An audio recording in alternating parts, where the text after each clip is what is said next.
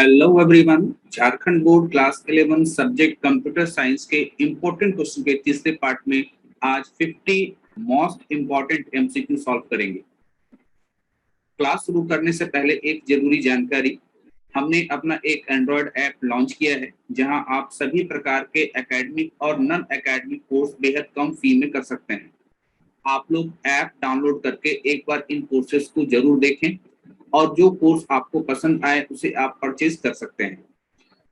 App का link आपको description में दे दिया गया है। नाउ शुरू करते हैं हमारा MCQ. MCQ number 101, properly arranged data is known as. सही तरीके से डेटा को अरेंज कर देते हैं तो वो क्या कहलाता है? फील्ड, वर्ड, फाइल या इंफॉर्मेशन? सही आंसर होगा information. Question number 102, in which generation of computers operating system was developed? Computer के किस जनरेशन में ऑपरेटिंग सिस्टम डेवलप किया गया? सही आंसर होगा third generation. Question number 103, computers use which number system to store data and perform calculation? Computer कौन से number system के अनुसार डेटा को अपने अंदर स्टोर करके रखता है ताकि उस डेटा पर हम कैलकुलेशन कर सके? सही आंसर होगा third, that is binary. Now question number 104, program to convert HLL to MLL। यहाँ पर HLL का मतलब है हाई लेवल लैंग्वेज और MLL का मतलब है मशीन लेवल लैंग्वेज। यहाँ आपसे कहा जा रहा है कि हाई लेवल लैंग्वेज को मशीन लेवल लैंग्वेज में कन्वर्ट किया जाता है किन की मदद से? इसका सही आंसर होगा ऑप्शन नंबर थर्ड, वो है कंपाइलर और इंटरप्रेटर, दोनों की मदद से आप हाई लेवल लैंग्वेज को मशीन लेवल लैंग्वेज में कन्वर्ट कर सकते हैं। तो both 1 and 2। Question number 105, a pre written program permanently stored in read only memory that configures the system यानी computer is not easily modifiable. कहता है एक प्री रिटेन प्रोग्राम है यानी पहले से लिखा गया एक प्रोग्राम है जिसको स्टोर किया गया है किसी रीड ओनली मेमोरी में, जो कि क्या करता है, जो कि कॉन्फ़िगर्स द कंप्यूटर, जो आपके कंप्यूटर को कॉन्फ़िगर करता है और जिसको आप इजीली मॉडिफाई नहीं कर सकते हैं, वो क्या कहलाएगा? इसका सही आंसर होगा फर्मवेयर। ठीक है, तो फर्मवेयर एक ऐसा हार्डवेयर और सॉफ्टवेयर का कॉम्बिनेशन होता है, ठीक है, जो आपके कंप्यूटर को कॉन्फ़िगर करता है। Question number 106, Blank converts the source code into object code in one go। वो कौन है जो प्रोग्राम जो कि हाई लेवल लैंग्वेज में लिखा गया है उसके सोर्स कोड को ऑब्जेक्ट कोड में कन्वर्ट करे एक बार में ही? ध्यान देना, एक बार में ही। इसका सही आंसर होगा compiler. Question number 107, Blank are those application programs that assist the computer। ये वो एप्लीकेशन प्रोग्राम होते हैं जो आपके कंप्यूटर को असिस्ट करते हैं, आपके कंप्यूटर को काम करने में हेल्प करते हैं, सुचारू रूप से काम करने में हेल्प करते हैं। सही आंसर होगा यूटिलिटी प्रोग्राम। जैसे कि आपका एंटीवायरस हो गया, वो एक यूटिलिटी प्रोग्राम है जो आपके कंप्यूटर को असिस्ट करता है।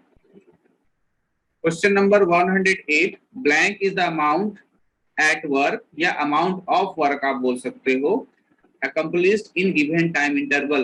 ठीक है, काम करने का जो अमाउंट है इनमें से क्या कहलाएगा?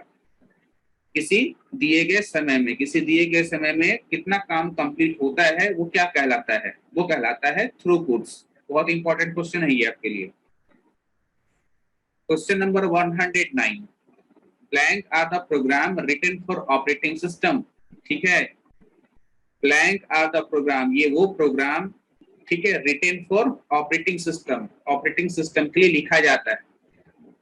As to work with different hardware device, ताकि वो दूसरे हार्डवेयर डिवाइस के साथ काम कर सके। यानी हम यहाँ पर बात कर रहे हैं किसी न किसी सॉफ्टवेयर के बारे में जो किसी ऑपरेटिंग सिस्टम के लिए क्या करता है, दूसरे हार्डवेयर डिवाइसेस के साथ, दूसरे हार्डवेयर डिवाइसेस अच्छी तरीके से काम कर पाए उसमें हेल्प करता है।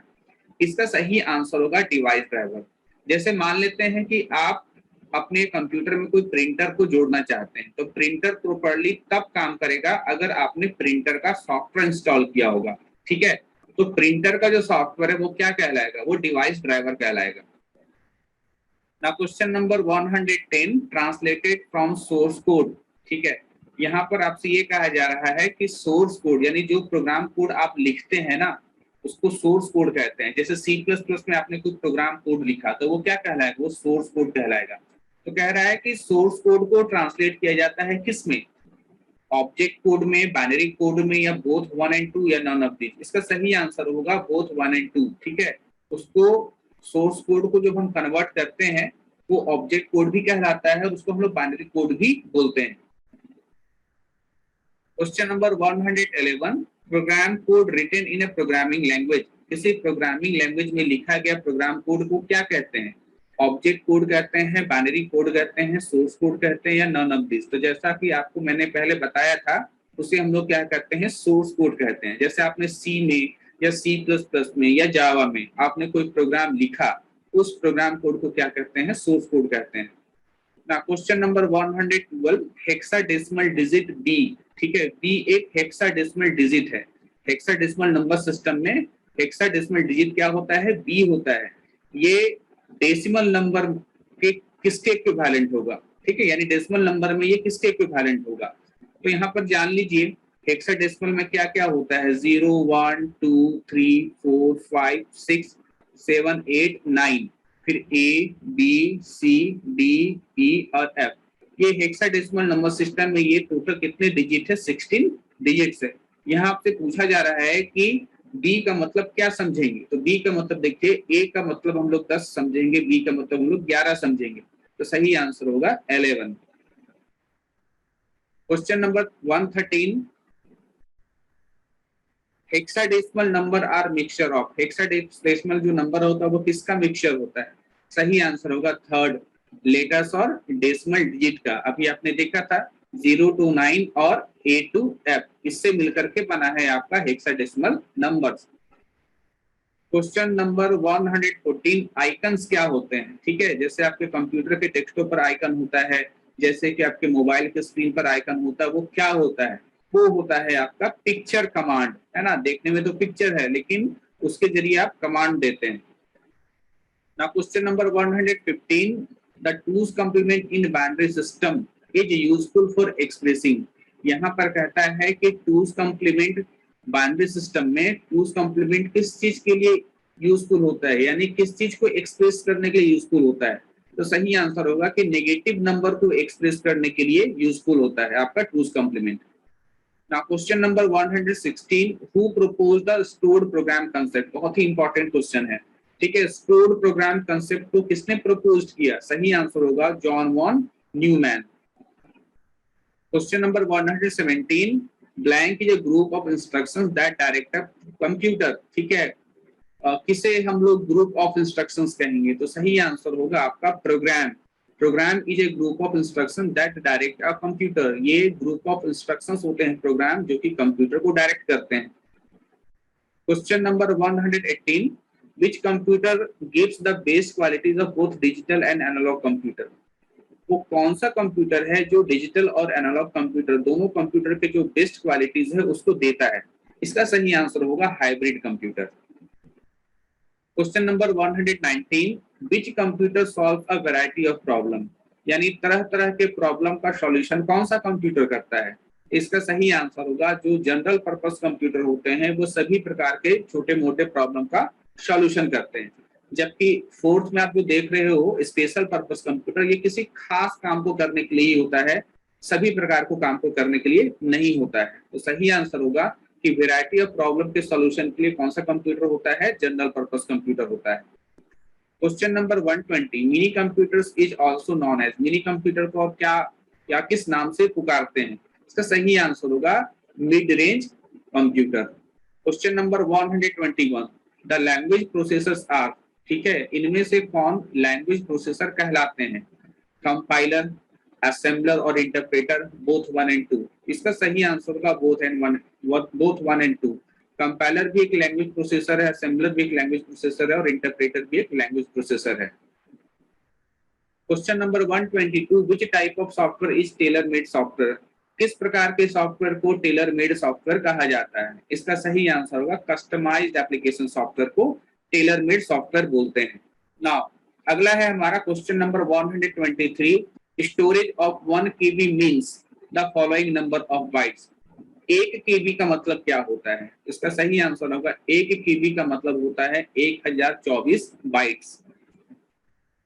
यहाँ पर क्वेश्चन पूछा जा रहा है 124 IQ of a computer. Computer का IQ कितना होता है? इसका सही आंसर होगा कंप्यूटर का IQ 0 होता है। Question number 125, smallest unit of a memory. Memory का सबसे छोटा यूनिट क्या कहलाता है? सही आंसर होगा बिट कहलाता है। Question number 126, an organised way of representing number is called. ठीक है, नंबर को ऑर्गेनाइज तरीके से रिप्रेजेंट करना क्या कहलाता है? इसका सही आंसर होगा नंबर सिस्टम कहलाता है। Question number 127, how many different characters can ASCII represent. ASCII जो आपका कंप्यूटर कोड होता है वो कितने कैरेक्टर्स को रिप्रेजेंट कर सकता है? सही आंसर होगा 128 कैरेक्टर्स को। Question number 128, how real numbers are stored by the computer. Computer के द्वारा रियल नंबर को कैसे स्टोर किया जाता है? तो इसका जो सही आंसर होगा वो होगा आपका 1, floating point representation using mantissa and exponent. ठीक है, इस रिप्रेजेंटेशन के जरिए हम रियल नंबर को कंप्यूटर में स्टोर करते हैं। ना question number 129, how many unique symbols in the hexadecimal number system. Hexadecimal number system में कितने यूनिक सिंबल्स होते हैं या कह सकते हैं कितने डिजिट होते हैं? तो इसका सही आंसर होगा 16 डिजिट होते हैं। ना question number 130, A microprocessor is also known as। Microprocessor को और किस नाम से जाना जाता है? सही आंसर होगा CPU के नाम से जाना जाता है। क्वेश्चन नंबर 131, ब्लू रे इज अ। ब्लू रे क्या होता है? इसका सही आंसर होगा ब्लू रे ऑप्टिकल डिस्क को होता है जिसका कैपेसिटी आपका CD या DVD से काफी ज्यादा होता है ना। Question number 132, the blank is a memory, है ना। यहाँ किसी मेमोरी के बारे में बात हो रहा है कि वो एक मेमोरी है। कैसा मेमोरी है? हाई स्पीड मेमोरी है। ठीक है, वो एक हाई स्पीड मेमोरी है अवेलेबल इनसाइड द CPU, जो CPU के अंदर होता है, in order to speed up access to data and instruction stored in the RAM memory.